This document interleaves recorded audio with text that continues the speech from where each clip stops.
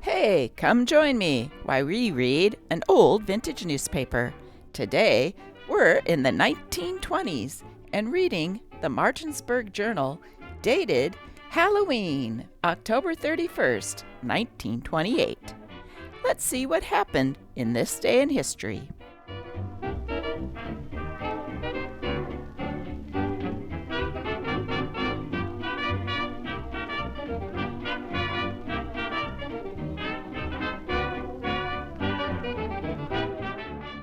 Zeppelin over Nantes early this evening. After buffeting headwinds and then sailing along as an increased speed with favoring winds in her wake, the dirigible was completing the first round-trip crossing of the Atlantic by air. 20 days. It's 8th of August, 1929, and at Lakehurst, New Jersey, Germany's Dr. Hugo Echner has invited America's famed airman, Commander Rosendahl, to represent United States on round-the-world flight of gas-filled Graf Zeppelin. This wall of cylinders contains gas which will buoy lighter-than-air craft on its historic journey. And with other passengers, here's Lady Hay, who'll add glamour to crew. And here's Stowaway, who won't sail away this trip. Notice hats on wives saying farewell to their flying husbands. And crewman checks the Graf's altitude in the dangerous mountain air. Then, from lowland skies, crew sees meandering Mississippi River. And then Chicago looms over the horizon and glides under the traveling Zeppelin like a giant checkerboard. Already nearly 21,000 miles from home, the Graf Zeppelin heads for New York, and then tours Manhattan skies before nosing toward Lakehurst, the mooring mast, home base, and long journey's end. Skyline of Manhattan isn't same as it is today, for here's spire of Woolworth Tower, then the world's tallest building. Finally at Lakehurst, giant Graf Zeppelin comes to her well-earned rest, and with flight finished August 29th, Dr. Echner gets hero's greeting in canyons of New York. Herbert Hoover, Republican presidential candidate, will make a 10-minute rear platform address in this city Thursday evening, stopping here for that length of time en route to his home in California. It was announced today by a local committee of Republicans which made the arrangements. The appearance will be on the candidate's train at the Baltimore and Ohio Passenger Station on East Martin Street. The general section there will be roped off from traffic in order to accommodate the crowd, which is anticipated to come for the occasion. Mr. Hoover is not expected to leave the train and will speak from the end of the train.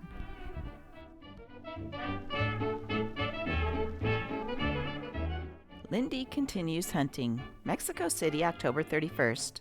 Colonel Charles A. Lindbergh is on another hunting trip at the ranch of the Secretary of Agriculture, Louis Leon, in the state of Chihuahua. Accompanied by the United States military attaché, Colonel Alexander McNabb, Lindbergh has flown safely over some of the wildest and most unsettled regions of the Coahuila and Chihuahua. In this study of Charles Lindbergh, you see first the full face, and then we'll turn it so as to show the right side of his face doubled. This shows a good-natured, somewhat inventive young chap, and with a wide, full forehead, rollicking eyes, and then we'll turn it to the other side, which reveals his hidden nature. Or this is the strong-jawed, determined young man who flew across the Atlantic Ocean alone. This bentograph character study of Helen Wills, the tennis champion, reveals an unusually symmetrical or well-balanced face. However, in looking at the right side of the face, you see a very fine-looking young lady, but not too much determination. Keen, bright, alert, but notice the other side of the face for the hidden side that accounts for her victories. Notice the wide, determined chin and the alert angle of the eye. This anyone can understand. In the 1928 elections, I guess humorist Will Rogers ran for the anti-bunk party, and this is what he said about the future. In the year 2028, the acceptance speeches will read, "I pledge myself, if elected, to appoint a committee to look into the condition of the farmer, to keep the tariff so that it will protect the most voters. And I absolutely pledge myself to take prohibition out of politics." And the yaps will say, "He is the man I'm for." It's great to have been in the race and to be the only candidate that did not get mixed up in any of the scandals.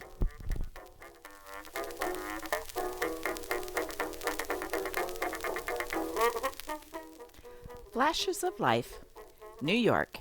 If Robert Randolph Ashner is of good moral habits, at 40 years of age, is married and has children, he will be entitled to most of a $3 million estate. His father's will so provides. He is now 28 years old. If at 40 he is immoral, prodigal, improvident, or unmarried, he will get only $12,000 a year. Stout-hearted, swift, smart, and Studebaker built the new Erskine 6, $860. The Erskine 6 has the greatest virtue desired in a car, stamina, Studebaker stamina, the heritage of 76 years of building quality transportation. Studebaker engineering genius permits you to drive your new Erskine 6 40 miles an hour the very first day, and at 62 miles speed later. Motor oil needs to be changed but once in 2,500 miles. Come drive an Erskine 6 today. Be critical. Make it prove to your own satisfaction that is the finest, fastest car under $1,000. The Valley Motor Company, Incorporated. Society and Club Notes.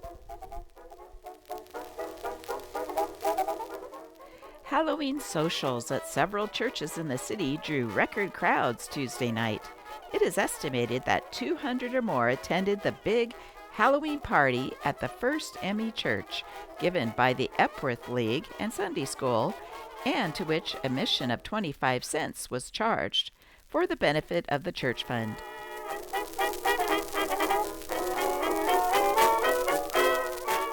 Those attending dressed as ghosts and a few gypsies. Decorations of autumn leaves, pumpkins, and fodder were used. Fortunes were told, followed by ghost stories.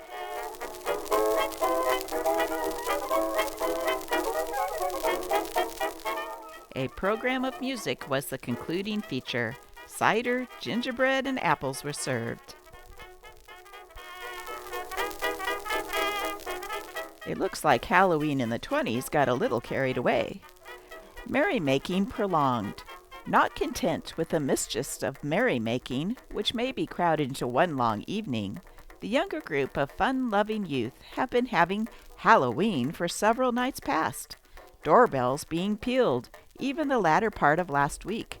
Corn began flying, and garbage cans and milk bottles have disappeared or been overturned since Monday night. This morning, shutters were off houses, some in nearby yards, and the world wore a more than less topsy-turvy aspect. Where I come from, on Halloween night was a good time to TP somebody's house. In other words, cover it with toilet paper. Let me know in the comments below if you ever TP'd anyone.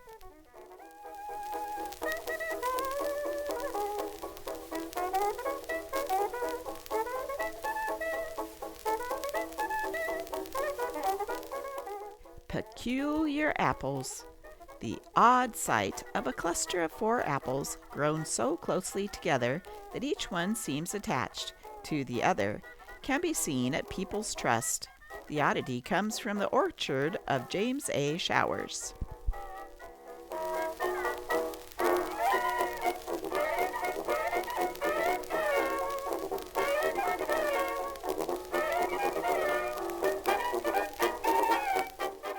Cashier foils two women bank bandits.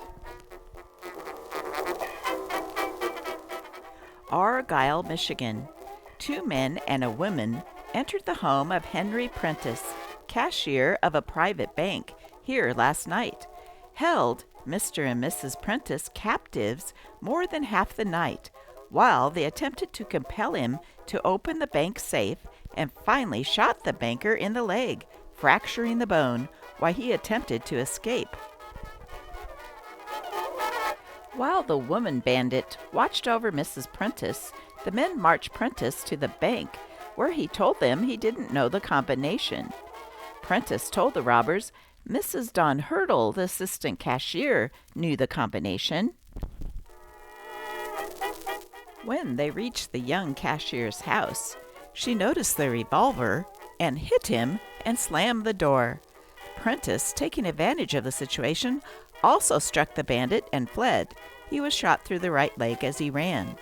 Returning to the Prentice home, the men joined their women companion and fled. They obtained only $13 from the Prentice home.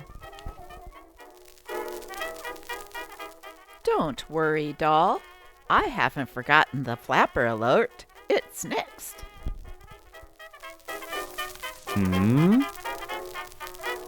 Ah.